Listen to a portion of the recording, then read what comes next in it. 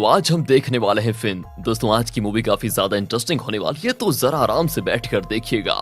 Movie की शुरुआत जून की 23 तारीख से होती है, जहां बीच के किनारे मैक्स नाम का आदमी अजीब अजीब तरह के स्केचेस बना रहा होता है। हाँ, दिखने में थोड़ा पागल नजर आता है। तो स्केचेस बनाने के बाद वो वहां से मेट्रो स्टेशन आ जाता है। वहां मेट्रो से उतरते हुए उसे फ्लिक्स नाम का एक आदमी दिखता है। मैक्स उसे देखकर उससे बातें करने की करता है कोशिश, लेकिन उसके गंदे कपड़े और काफी बुरी हालत को देखकर फ्लिक्स उसे पहचान नहीं पाता। वो तो उसे कोई भिखारी समझकर वहां से चला जाता है। दोस्तों मैं बताता हूँ आपको, असल में ये मैक्स और फ्लिक्स करीब 20 साल पहले बहुत ही अच्छे दोस्त हुआ करते थे, लेकिन आज 20 साल के बाद अचानक ऐसी हालत में देखकर फ्लिक्स मैक्स को पहचान नहीं सका और उसे बिल्कुल अनदेखा करके वहां से चला गया। इसी वजह से मैक्स फ्लिक्स को जो बताने के लिए यहाँ पर आया था वो चीज बता नहीं पाता। अब हमें कुछ दिनों के बाद का सीन दिखाया जाता है, जहाँ फ्लिक्स अपनी गर्लफ्रेंड एवा के साथ अपने दोस्तों से मिलने जा रहा होता है। सारे दोस्त करीब 20 साल के बाद मिल रहे होते हैं। दरअसल ये प्लान उन्हीं दोस्तों में से एक सारा नाम की लड़की ने बनाया होता है। कहती है कि साल का न्यू ईयर हम सारे पुराने दोस्त मिलकर मनाएंगे। यही वजह है कि फ्लिक्स एवा के साथ उसी न्यू ईयर को सेलिब्रेट करने के लिए वहाँ पर जा रहा है। रास्ते में वो एवा को अपने दोस्तों के बारे में भी बताता है, क्योंकि एवा कभी भी फ्लिक्स के किसी भी दोस्त से नहीं मिली थी और ये पहली बार होगा जब वो फ्लिक्स के दोस्तों से मिलने वाली है, इसलिए बड़ी एक्साइटेड होती है। और बातचीत में फ्लिक्स एवा को अपने सारे दोस्तों के बारे में बताता है सिवाय मैक्स के। उसके बारे में वो एवा से कह देता है कि वो थोड़े अजीब किस्म का बंदा है, तो उसके बारे में जानने की तुम्हें जरूरत ही नहीं है। अब आगे फ्लिक्स और बाकी सारे दोस्त रफा नाम के दोस्त के केबिन में आकर मिल जाते हैं, क्योंकि यहीं पर न्यू ईयर सेलिब्रेट किया जाएगा। वहाँ फ्लिक्स की मुलाकात उसकी पुरानी गर्लफ्रेंड मराठा से होती है, जिसने अब रफा से शादी कर ली है और उसके 2 बच्चे भी हैं। वो अपने दोनों बच्चों को अपनी माँ के घर छोड़कर आई हुई है, ताकि न्यू ईयर की पार्टी में कोई दखल अंदाजी न हो। तो वहीं सारे दोस्त एवा से मिलकर भी बड़े खुश होते हैं। सभी दोस्त तो यहाँ पहुँच चुके हैं, लेकिन मैक्स अभी तक यहाँ पर नहीं पहुँचा। फ्लिक्स और बाकियों को तो फर्क ही नहीं पड़ता मैक्स से। दोस्तों कहते हैं कि अच्छा वो नहीं आया, लेकिन सारा परेशान होती है क्योंकि वो सभी को एक साथ देखना चाहती थी। और अब सारे दोस्त मिलकर डिनर वगैरह करने के बाद रात को खुले आसमान के नीचे आ जाते हैं, ताकि अच्छे से न्यू ईयर को सेलिब्रेट किया जा पाए। सारे दोस्त आपस में बात कर रहे होते हैं, लेकिन उनमें से एक दोस्त, जिसे बदमाश कहें या लोगों को परेशान करने वाला, वो बहुत सारी शराब पीकर अपने कपड़े निकाल लेता है और सारे दोस्तों को उनकी सीक्रेट बताने लग जाता है जो वो छुपाना चाहते थे। इसी वजह से कुछ दोस्तों में बहस भी हो जाती है। तभी आसमान में एक तेज रोशनी चमकती है और वो रोशनी जैसे जमीन पर टकराती है, एक जोरदार आवाज आती है। ऐसा लगता है मानो कहीं एस्टेरॉयड गिर गया हो या बॉम्ब फटा हो, लेकिन जो भी था बहुत ही खतरनाक था। उसकी वजह से पूरे जंगल से जानवरों के चिल्लाने की आवाज आ जाती है। अब किसी को कुछ समझ में नहीं आता कि आखिर ये क्या हो गया, तो वो गाड़ी की मदद से शहर में जाकर देखने की कोशिश करते हैं कि असल में आवाज किस चीज की थी। लेकिन अब प्रॉब्लम ये हो गई है कि उनकी गाड़ी स्टार्ट नहीं होती, यहाँ तक कि लाइट्स वगैरह सब बंद हो चुके थे। इतना ही नहीं, छोटे से बड़ा सभी इलेक्ट्रॉनिक सामान काम करना बंद कर देता है। ये देखकर सभी हैरान कि ये अचानक ऐसी क्या फ्रीक्वेंसीज आ गई है यहाँ पर। और जब सारा कहती है कि मेरे ख्याल से ये सब मैक्स कर रहा होगा, वो हमें डराने की कोशिश कर रहा है, उसी ने हमें यहाँ बुलाया है ताकि हमने जो उसके साथ किया था उसका बदला वो ले पाए।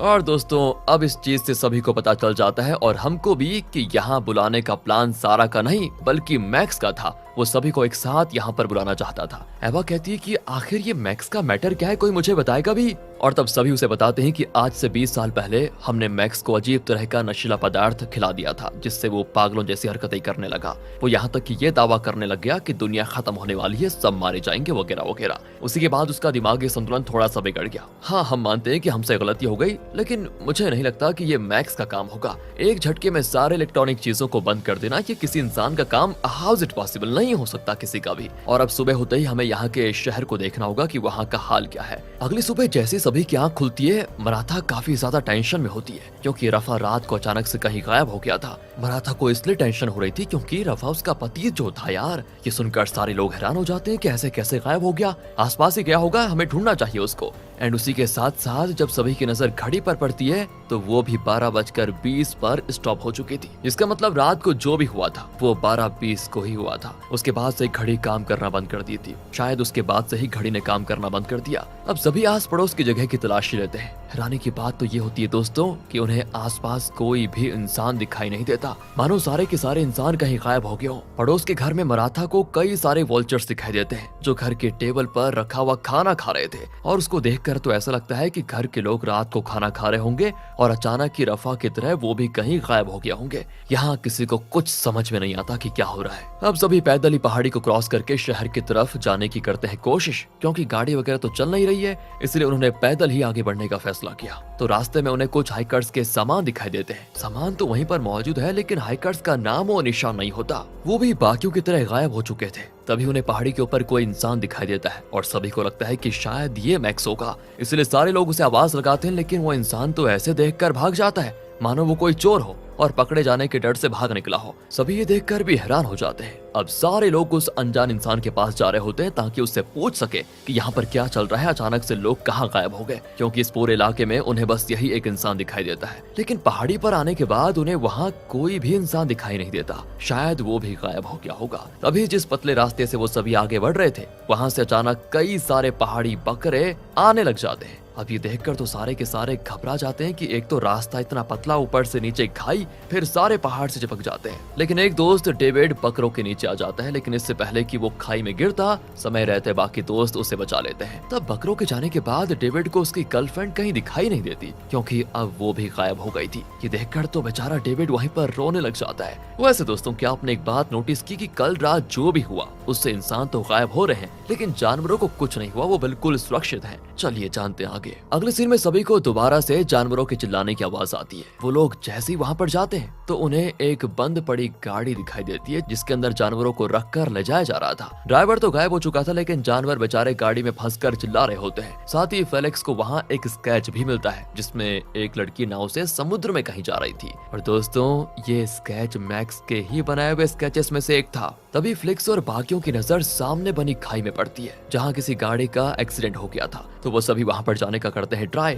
और जब वो देखते हैं तो एकदम से घबरा जाते हैं, क्योंकि गाड़ी में मैक्स की लाश थी, जो कि एक्सीडेंट की वजह से मर चुका था। उस गाड़ी में फ्लेक्स को मैक्स की स्केच बुक भी मिलती है, जिसमें कई सारे स्केचेस बने हुए थे, इसीलिए वो उसे अपने पास रख लेता है। तभी उनकी नजर मैक्स की घड़ी पर पड़ती है, जो कि करीब 8:15 पे बंद हो गई थी। यानी कि कल रात जो भी हुआ उससे पहले ही मैक्स एक्सीडेंट का शिकार होकर मर चुका था, और एक्सीडेंट की वजह से उसकी घड़ी उस टाइम पर बंद हो गई। अब ये लोग सोचते हैं कि शायद उस समय वो हमारे पास आ रहा होगा, पर एक्सीडेंट की वजह से वो आ नहीं पाया। इसका मतलब एक चीज तो क्लियर है, ये जो भी चीज है जो लोगों को गायब कर रही है, वो सिर्फ जिंदा लोगों को गायब करती है, ना कि जानवरों को और मरे हुए लोगों को। अब सारे लोग फिर से शहर की ओर बढ़ना शुरू कर देते हैं, इस उम्मीद में कि शायद वहाँ पर कोई बचा हुआ हो। रास्ते में फ्लिक्स को एक छोटा सा तालाब दिखाई देता है। पानी देखकर डेविड और फ्लिक्स दोनों उसमें नहाने लग जाते हैं। फ्लिक्स तो बाहर आ जाता है, लेकिन काफी देर हो जाती है, डेविड का कुछ पता नहीं चलता। यानी कि जो चीज लोगों को गायब कर रही थी, उसने डेविड को भी गायब कर दिया। सारे लोग एकदम उदास और हैरान, उन्हें डर भी लग रहा होता है कि पता नहीं अगला नंबर किसका होगा। इस डर के साथ वो सभी दोबारा से अपना सफर शुरू करते हैं। काफी देर तक चलने के बाद उन्हें एक रेस्टोरेंट दिखाई देता है, लेकिन वहाँ भी कोई नहीं,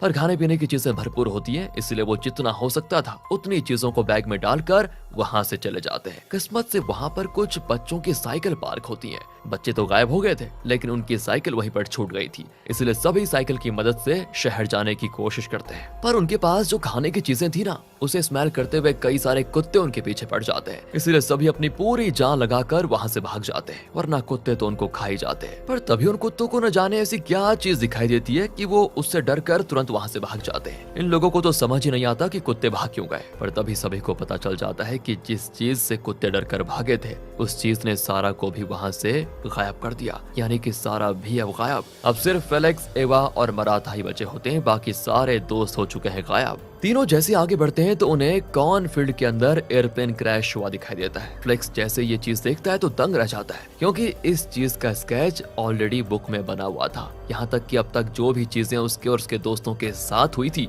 उन सब का स्केच बुक में बना होता है। फ्लिक्स तो एकदम हैरान कि यार ऐसे हो सकता है ये, आखिर मैक्स को इन सब के बारे में पहले से कैसे पता चला कि ये सब होने वाला है, और फिर उसने उन सारी चीजों का स्केच बना लिया। इसका मतलब बुक में जो भी स्केचेस बने हुए हैं, वो सारी चीजें आगे होने वाली है। अब उस क्रैश प्लेन के आसपास उन्हें वहाँ कोई इंसान नहीं दिखाई देता, क्योंकि कल रात जो भी हुआ उससे प्लेन में सवार लोग गायब हो गए, और रात से ऑटो पायलट पर चलते हुए ये प्लेन का जब फ्यूल खत्म हुआ होगा तो वो इस कॉर्न फील्ड में आकर क्रैश हो गया होगा। काफी लंबा सफर तय करने के बाद वो तीनों शहर में जाते हैं, लेकिन यहाँ आकर भी उनके हाथ निराशा ही लगती है क्योंकि यहाँ भी कोई मौजूद नहीं होता। पूरे का पूरा शहर खाली होता है। फ्लिक्स को एक घर से गन मिल जाती है तो वो उसे अपने पास रख लेता है, जिसके बाद वो चढ़ जाकर बार बार घंटी को बजाता है ताकि आसपास अगर कोई हो तो वो यहाँ पर आ जाए, लेकिन कोई फायदा नहीं होता। तो फ्लेक्स मराठा को वो स्केच के बारे में बताता है कि सुनो, जैसा इसमें बना हुआ है वो सारी चीजें हमारे साथ हो रही है और आगे भी इनके हिसाब से ही सब कुछ होगा। कुछ महीनों पहले मेट्रो स्टेशन पर मुझे मैक्स मिला था जो मुझे कुछ बताने की कोशिश कर रहा था, लेकिन मैं उसे पहचान नहीं पाया और यही वजह थी कि उसने सभी को एक साथ बुलाया होगा ताकि वो हम सबको कुछ बता पाए कि हमारे साथ क्या क्या होने वाला है, लेकिन वो बता पाता इससे पहले एक्सीडेंट में उसकी जान चली गई।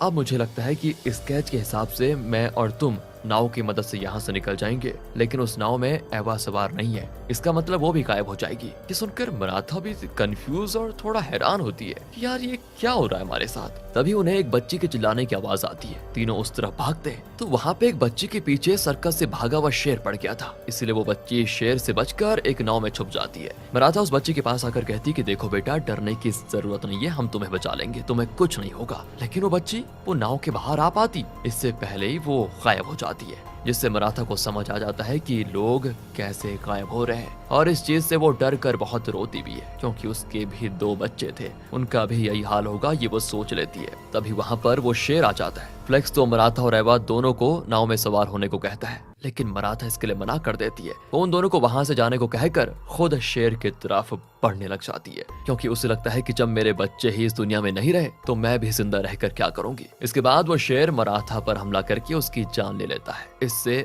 अब दोस्तों स्केच में बताई हुई चीज गड़बड़ हो जाती है क्योंकि स्केच के हिसाब से मराठा और फ्लेक्स नाव से जाने वाले थे, लेकिन अब फ्लेक्स और एवा ही जाएंगे। थोड़ी गड़बड़ी हो गई स्केच के हिसाब से। देखते हैं आगे क्या होता है। अब रात को फ्लेक्स एवा से कहता है कि अगर अगली सुबह मैं गायब हो गया तो तुम मेरी चिंता मत करना और यहाँ से दूर चले जाना, क्योंकि दोस्तों मैं आपको बताऊं उन स्केच के आखिरी पेज में एवा भी स्केच बनी थी जिसमें वो अकेले नाव से जा रही थी, इसलिए फ्लेक्स को लगा कि सुबह होते ही मैं कहीं गायब ना हो जाऊं। इसके बाद वो और एवा दोनों नाव में ही रात गुजारते हैं, लेकिन जैसे सुबह फ्लेक्स की आंख खुलती है वो हैरान कि अरे मुझे तो कुछ नहीं हुआ और साथ ही एवा भी वहीं पर मौजूद होती है। दोनों इससे बड़े खुश होते हैं कि हम बच गए और एक दूसरे के साथ बातें करते हुए जहां नाव उनको ले जाए वहां चल देते हैं। दोस्तों अब आप कुछ मत कहना क्योंकि इसी मिक्स फीलिंग के साथ ये मूवी यहाँ पर खत्म हो जाती है। रुकिए जरा, खत्म हो जाने के बाद भी आपके मन में कई सवाल रह रहे होंगे ऑफ कोर्स कि आखिर मूवी दिखाना क्या चाहती है। तो ना ही मूवी और ना ही इंटरनेट पर इसके बारे में कुछ जानकारी दी गई है, इसलिए